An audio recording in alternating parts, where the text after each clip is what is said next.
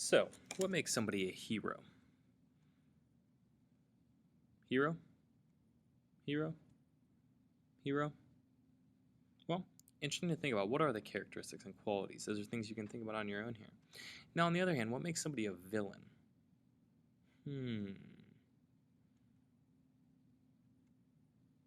you think about it and when you look at some of these people who are considered to be villains, yeah, those people are really straightforward. You know, they seem like they're really bad people. They're trying to hurt people. But on the other hand, people even like Osama bin Laden, who from the American perspective is one of the worst terrorists and evilest humans ever, well, they actually were heroes to some people. So how can that be? Well, that comes down to the idea of perspective, which is what we discussed in the entrance to this lesson on the discussion board. For today's lesson, here's what we're going to look at. And here's the target. I want you to be able to explain why Christopher Columbus can be seen as both a hero and a villain. That's the first part. So if he's a villain, maybe we should take him away and where are we going to take him to? To the county jail, apparently. Apparently there are cars when Columbus is alive. Okay. There we go, right at the target. Or if he's a hero, then we can just tell him that he's number one. There we go. Okay, so what are the truths about Columbus? We know that Columbus grew up in Genoa in Italy, so he is Italian, though he is not going to sail for Italy. He believed that he could sail west across the Atlantic Ocean and reach the East Indies and other parts of Asia. Just so you know, he was not the first person to think that the world was round. Other people knew that the world was round. They just didn't necessarily know the size of it. Here's a big idea, important thing to know. In 1492, King Ferdinand and Queen Isabella of Spain financed the voyage of exploration. In other words, they paid for him to be able to go and take this trip across the Atlantic Ocean. Pretty risky, right? But could turn out well.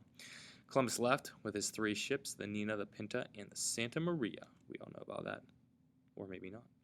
Columbus landed in the New World, actually what is known as San Salvador. He called it Holy Savior, on October 12, 1492.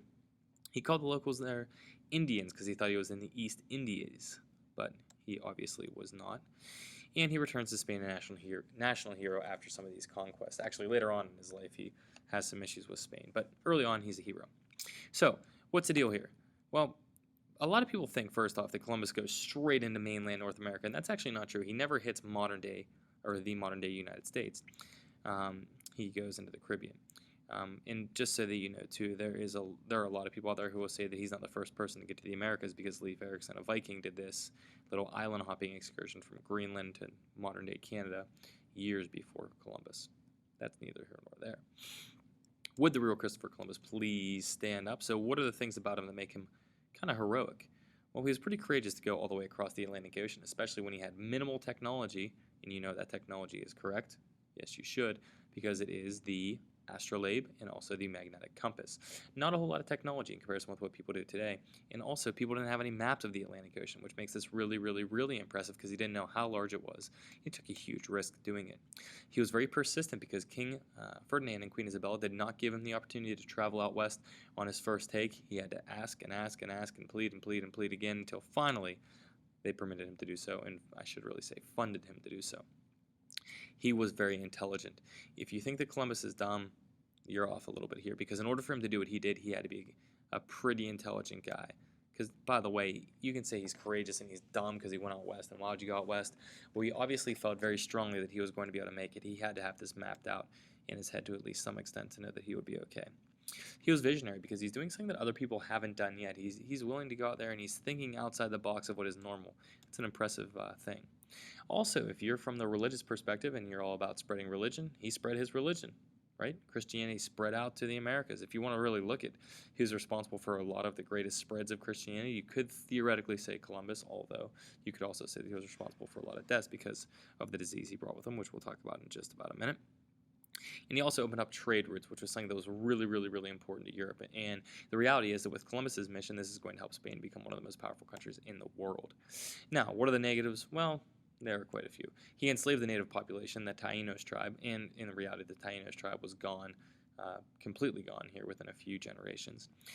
And other populations there as well. He started the slave trade over in the Americas, which wasn't really so solid either, because he was bringing these slaves that he found, these natives, back to Europe and saying, hey, look, we can turn these people into slaves. There actually are journal entries that have him saying that very clearly. He seized land for Spain, despite the fact that other people were living there. He forced those people there to work in mines and on farms. He controlled their entire villages. He spread disease like smallpox, which is responsible for literally tens of millions of deaths. Now, I don't want you to think that he's a murderer because of this, because the reality is he probably didn't even realize what he was doing, but nonetheless, that did happen. And he attacked, killed, and wounded those who resisted him. So in reality, Columbus, a little bit of a complicated guy. Here's the thing that you need to remember before we really stray too far from the point, because it seems like it's kind of stacked against him being a villain. You have to remember, when we go back in time to the 1400s, it's not the 21st century. It's not today when we feel we have to treat everybody in the world equally. Nowadays, everybody's trying to help everybody else out. During that point in time, you have these countries that are purely looking to make themselves more powerful and stronger and gain wealth. They didn't really care about everybody else. They found a slight difference between them, and they said, hey, we're not the same. Because these people were not nearly as civilized according to European standards, and they also looked different. So, interesting to think about. So, what was Columbus like?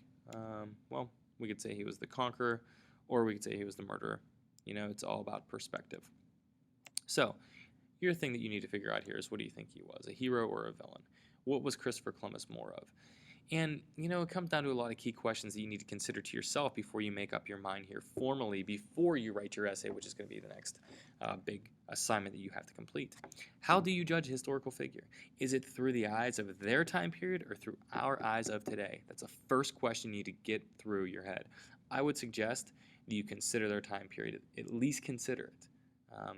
Most people and many historians out there are going to say you only judge by their time period.